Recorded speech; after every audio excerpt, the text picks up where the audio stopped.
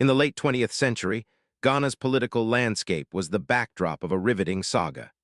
At the heart of this unfolding drama was Jerry John Rawlings, a charismatic Air Force officer whose quest for justice and power would lead Ghana through a series of dramatic upheavals.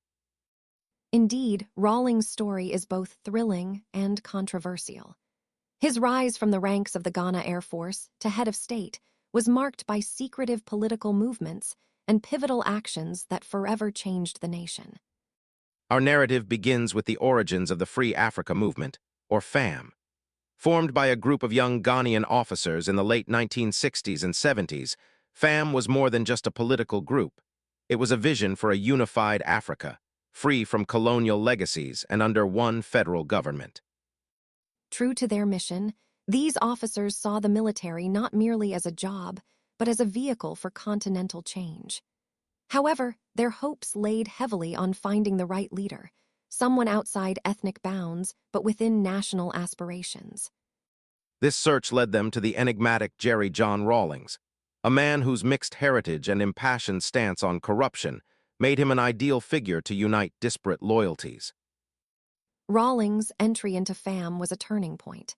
With his natural charisma and impatience for tangible change, he brought urgency to their methodical plans. Yet, as the decade waned, so did restraint, and Rawlings yearned for more immediate action.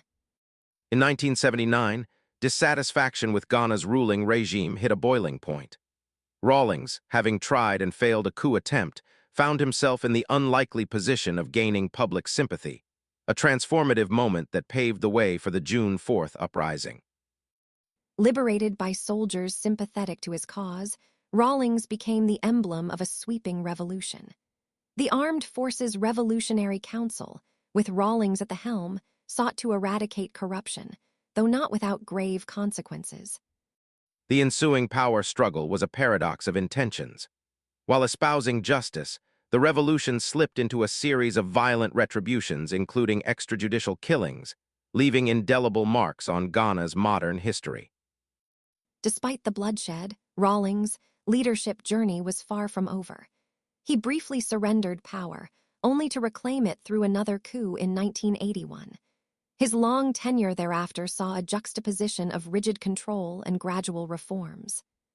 Ultimately, Rawlings' legacy is as multifaceted as his life, a tapestry of contradictions weaving between revered heroism and reviled authoritarianism. His story remains an open chapter in Ghana's ongoing quest for balance between power and justice.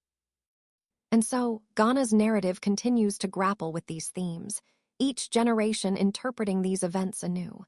Such is the complexity left by Jerry John Rawlings, a man whose influence is still profoundly felt. Thank you for joining us on this journey through history. As we delve further into the story of Jerry John Rawlings, we must visualize the cultural and political landscape of Ghana in the late 20th century. This was a period rife with political instability, marked by rapid governmental changes and economic challenges. Now, what I find particularly intriguing is how Rawlings' passion for social justice guided his actions, despite the controversies that surrounded his rule. Absolutely, and his motivations seem to be deeply rooted in a desire to aid the average Ghanaian struggling under corrupt regimes. Rawlings was part of a wider movement, the Free Africa Movement, which envisioned an Africa united, free from colonial vestiges of division and exploitation. This vision clearly influenced his approach to governance, even if at times the methods were quite contentious. Right, his initial coup in 1979, which led the Armed Forces Revolutionary Council, was a dramatic attempt to purge the military and political class of corruption. This was a clear indicator of his commitment to transparency and social equity. However, it also laid the groundwork for the dual nature of his legacy, admired by some for his idealism and critiqued by others for his heavy-handed tactics.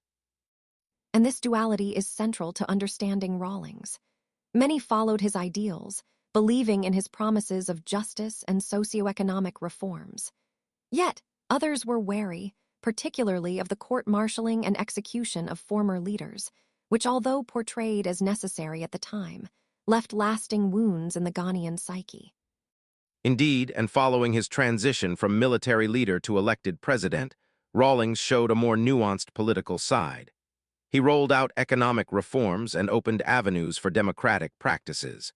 This shift wasn't just domestic, but also caught international attention, moving Ghana towards being a stable democratic state.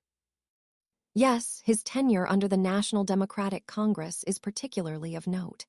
He spearheaded policies that significantly lent to economic recovery and encouraged foreign investment.